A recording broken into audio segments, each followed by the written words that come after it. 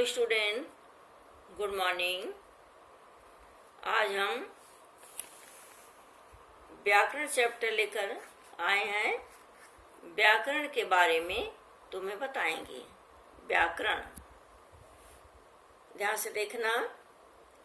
व्याकरण शब्द का सामान्य अर्थ है शब्दों का विश्लेषण। व्याकरण शब्द का क्या अर्थ है? शब्दों का विश्लेषण।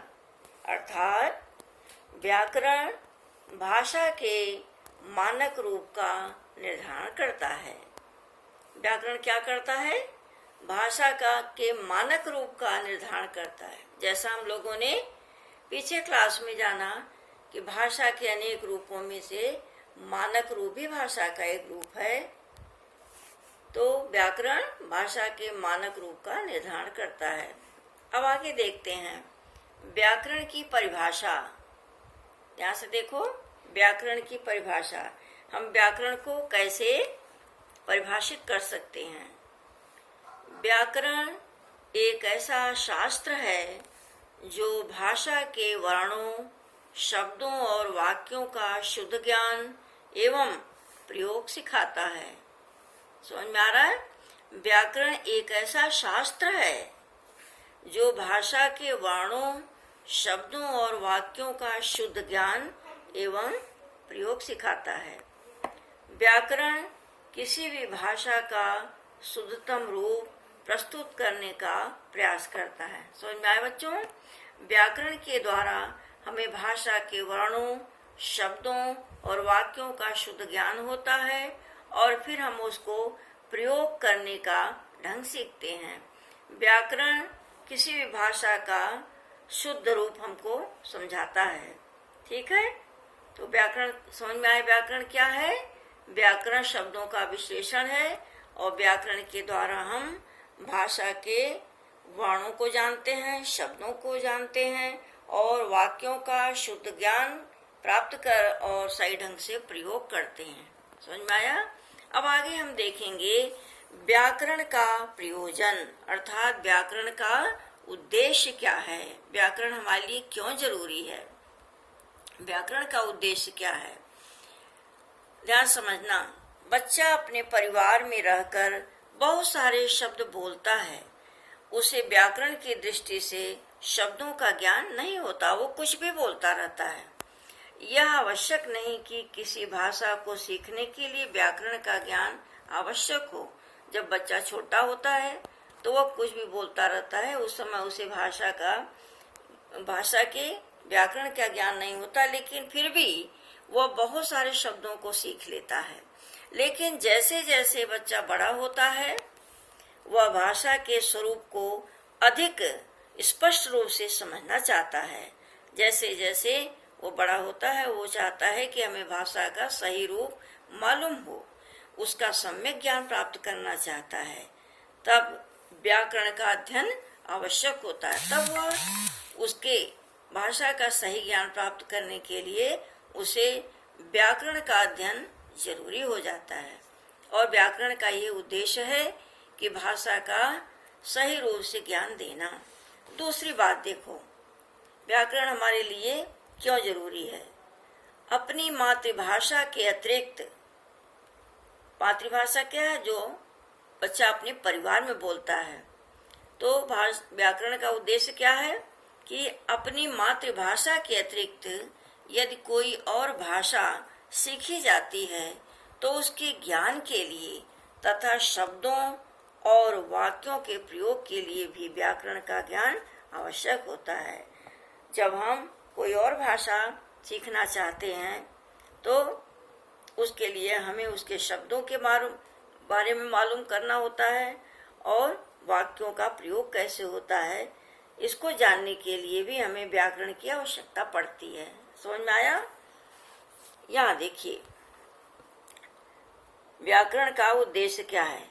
तीसरा, व्याकरण हमारे लिए आगे क्यों जरूरी है? अपनी सभ्यता और संस्कृति के संरक्षण के साथ भी व्याकरण को जोड़ा जा सकता है। अपनी सभ्यता और संस्कृति की सुरक्षा के लिए और उसकी सुरक्षा के लिए और उसको बहुत समय तक टिकाऊ रखने के लिए व्याकरण को हम जानेंगे, तभी अपनी सभ्यता और संस्कृति को हम सुरक्षित रख सकते हैं। आगे देखिए, अपने विचारों को अगली पीढ़ी तक स्थानांतरित करने के लिए, हस्तांतरित करने के लिए, अर्थात आगे पीढ़ी तक उसको देने के लिए व्याकरण का ज्ञान होना अत्यंत आवश्यक है। आया समझ में? आगे देखते हैं, व्याकरण के मुख्य अंग क्या हैं। ध्यान से देखना बच्चों, व्याकरण के मुख्य अंग क्या क्या हैं। किसी भी भाषा में वर्ण सबसे छोटी इकाई होती है। ठीक है, व्याकरण का मुख्य अंग समझाया जा रहा है, ध्यान से देखना। किसी भी भाषा में वर्ण सबसे छोटी इकाई होती है। किसी भी भाषा को प्रारंभ करने वाले बिंदुओं को वर्ण कहा जाता है। ठीक है, भाषा को प्रारंभ करने वाले बिंदुओं को वर्ण कहा जाता है।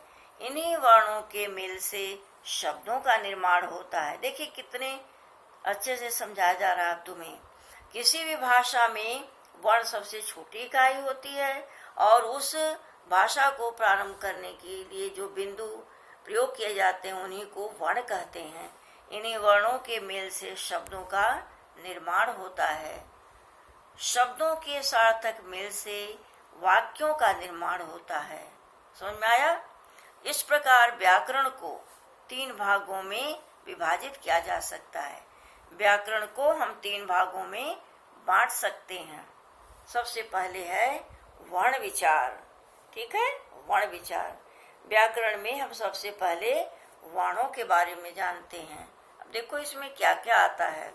इसमें वर्णों के स्वरूप, भेद, उच्चारण, उसके प्रकार, स्थान, स्थान माने उसके बोलने का जो स्थान है, उनकी उत्पत्ति, संयोग कि कौन कौन सा वर्ण मिला और उसे कौन सा वर्ण बना, संधि, उसे जोड़ना आदि का अध्ययन किया जाता है।